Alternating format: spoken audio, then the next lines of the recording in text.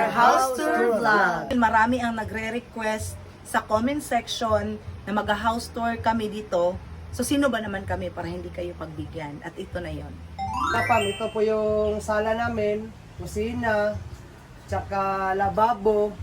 Tsaka yung sukat ng bahay namin is 20 by 20 lang. So hindi naman siguro kalakihan. Maliit lang talaga.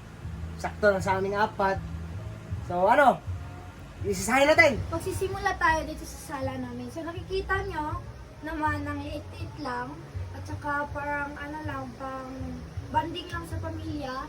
At you know, Pay namin yung space ng bahay namin kasi sobrang liit lang. So dito lang namin nilagay yung mga na kinakailangan sa kusina. So ito yung lutuan namin, ang liit lang pero sobrang saya.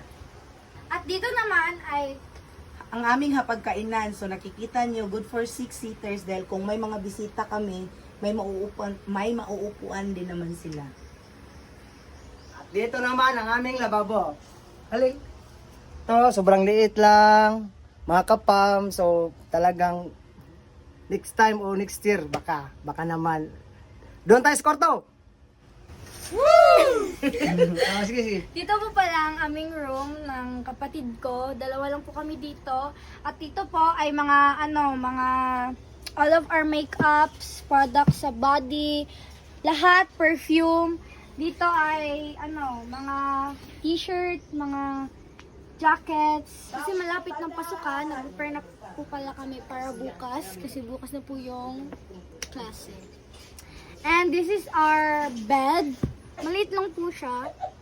Good for 2 or ewan ko pag may mga friend na magsisip over, pwede rin naman sila dito. So nakikita nyo naman. Diba? Lagi akong sumasali ng Muse Contest. at dance contest. Honor.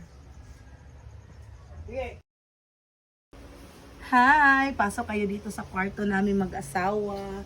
Hindi pa man siya tapos pero masaya. Sobrang simple lang na bahay namin. Hindi pa tapos pero okay na kami. Goods na kami. Sobrang kontento namin. Alam niyo mga kapam, ang number 1 namin talaga na sana may blessing talaga sa pamilya. Tingnan niyo naman.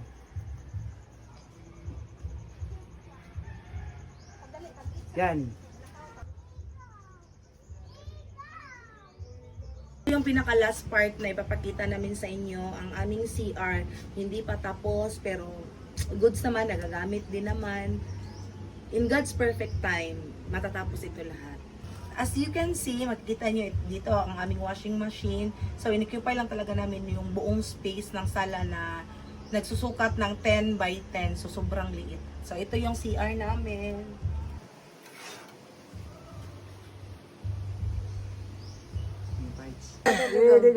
At yun lang muna sa ngayon mga kapam. Thank you.